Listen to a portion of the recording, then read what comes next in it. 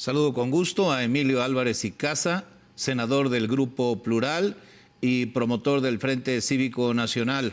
Gracias por estar aquí. Guillermo, muy buenas noches. Grande alegría estar contigo y en el Financiero Televisión.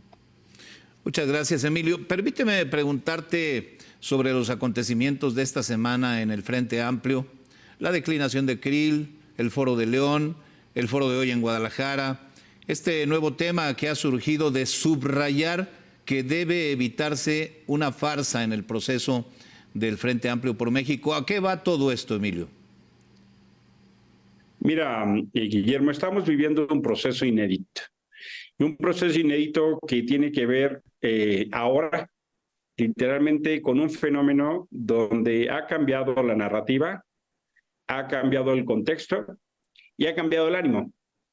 En el pasado reciente se han suscitado tres hechos muy importantes que explican cómo hemos llegado acá después de estos foros regionales. La primera es que hubo déjame decirlo así, una insurgencia ciudadana. Las movilizaciones de noviembre 13 y de febrero 26, que aquí comentamos y tú referiste con detalle, me parece que son el gran detonante. De ahí se ha construido este concepto que hoy llamamos marea rosa, para explicar ese gran fenómeno que da caudal a la defensa de la democracia, pero también que manifiesta un Estado ciudadano de gente dispuesta a defender libertades y derechos. Luego se dio también un hecho inusitado, que fue la construcción de un método que permitiera la convergencia de partidos políticos de oposición con una gran alianza con la sociedad civil y sus organizaciones. Y uno tercero es que se dio la posibilidad por ese método de la participación de liderazgos como los de Xóchitl Gálvez y algunos otros.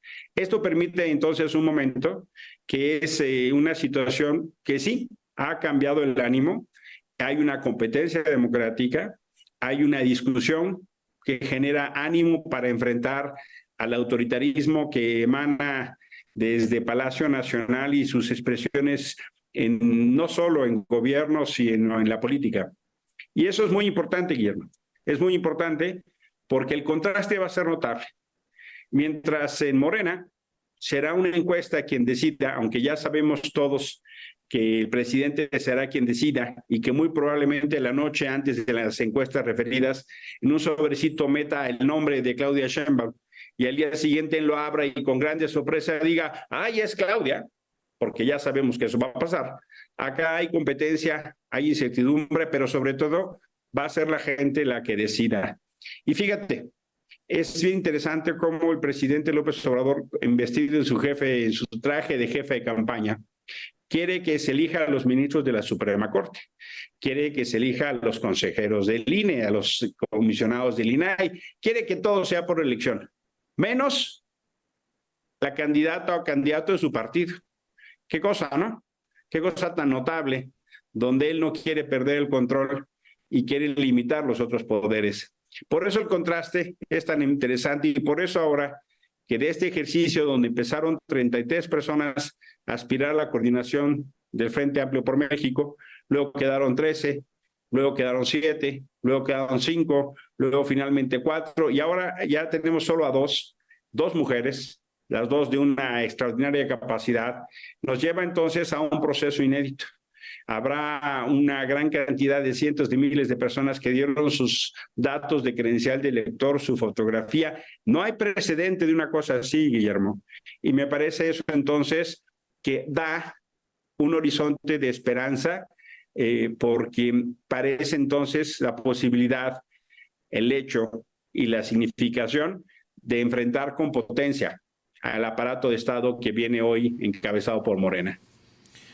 Senador Emilio Álvarez y Casa, ¿cómo esperas que concluya el proceso del Frente Amplio que vive sus últimos días antes de la decisión final, en medio de las presiones naturales e inevitables en un escenario político?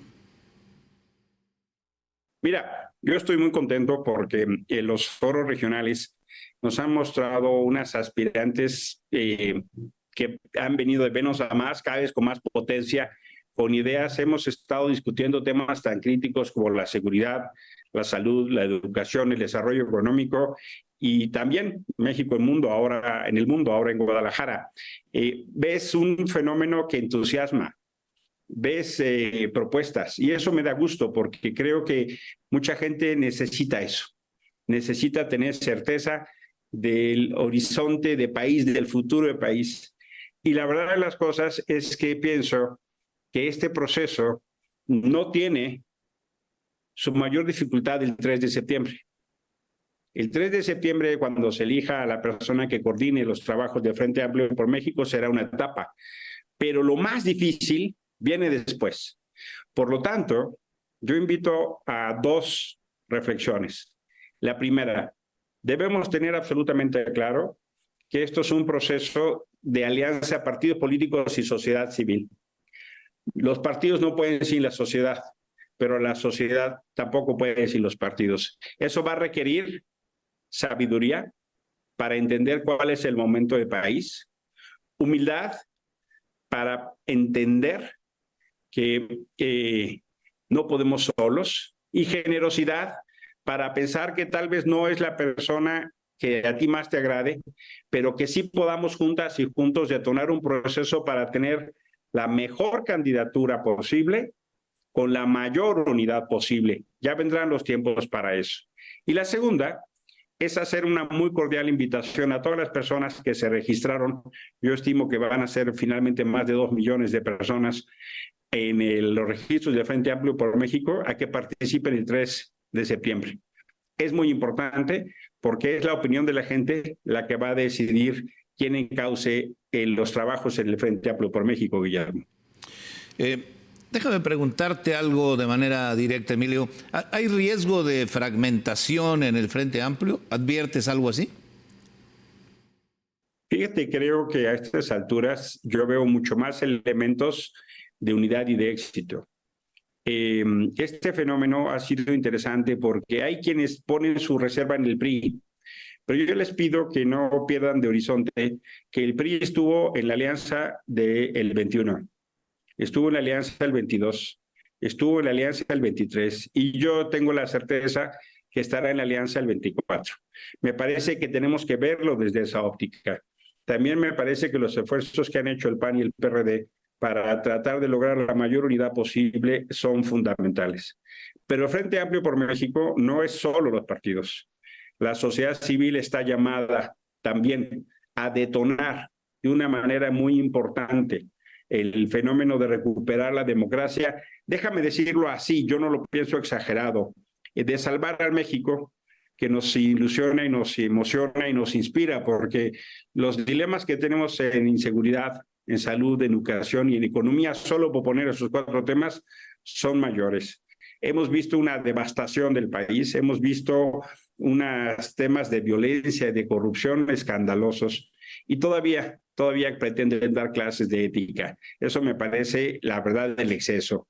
Por eso pienso que la unidad tendrá, sí, pues como resultado final, una gran mensaje. Sí, por supuesto, organizar un proceso de esta naturaleza, Guillermo, ha tenido sus desafíos. Yo creo que si hace 3 meses hubiéramos platicado, probablemente no hubiéramos tenido el horizonte de esto. Pero el método de consultar a la gente parece que va acomodando las cosas. Tendremos el dilema de montar este ejercicio el 3 de septiembre.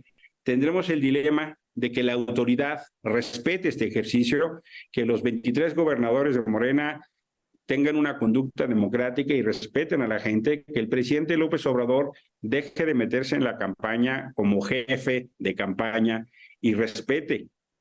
Y va a ser un indicador muy interesante, Guillermo. Vamos a medir en tiempo real el compromiso de este gobierno, no solo democrático, sino de cara al propio proceso. Vamos a tener una demostración en tiempo real que va a ser muy importante para ver qué hacemos en la urna del 24. Porque si tenemos un desafío de un gobierno que estorba el ejercicio de libertades y derechos, estoy cierto que mucha gente dejará la duda para apoyar libertades y derechos, porque imagínate qué gobierno es aquel que estorba a que sus ciudadanos puedan hacer este ejercicio. Por ejemplo, es notable que la televisión pública ni siquiera transmita los eventos donde el 40% de mexicanas y mexicanos en el Congreso o el 48% están representados. ¿Tú te imaginas que Morena no hubiera reclamado como oposición que les dieran espacio, como hacía López Obrador? Lo que hoy es notable es como en la televisión pública hay el vacío total, Guillermo. Es bien interesante poner los espejos de lo que reclamaban como oposición y hoy como gobierno hacen, Guillermo. Entiendo que tú, Emilio Álvarez y Casa y muchos más están apostando porque quien gane, sea Beatriz o sea Xóchitl, le levante la mano a la ganadora. ¿Están las condiciones dadas para que así ocurra? Eso es lo que esperamos, que la persona que no sea favorecida por las opiniones ciudadanas le levante la mano a la otra. Y también lo digo con la confianza del mensaje de civilidad que puede venir de las mujeres. Hoy tendremos dos mujeres de gran tamaño, de gran empuje. Es una combinación súper interesante entre empuje y experiencia. Y también cada una tiene lo otro, pero lo que quiero simbolizar es que no tengo duda que la que quede en segundo lugar va a estar dentro del equipo. Y eso va a ser muy importante porque vamos a necesitar de la voluntad, del ánimo de todos. Es tiempo de cuidar a las dos últimas competidoras. Yo invito a todas y todos, cuidemos a Xóchitl, cuidemos a Beatriz, cuidemos a los partidos, cuidemos a la sociedad civil, cuidemos el proceso. Demos un ejemplo de lo que queremos hacer, empezando por nosotras y nosotros mismos, Guillermo. ¿Cómo consideras que va a jugar en el proceso el rompimiento del gobernador de Jalisco con la dirigencia nacional de Movimiento Ciudadano y los dimes y diretes posteriores entre naranjas jaliscienses y Dante Delgado, sumando además hoy pues la reunión, el encuentro entre el gobernador Alfaro y Xóchitl Gálvez? Mira, a mí me encantaría ver a Movimiento Ciudadano de este lado.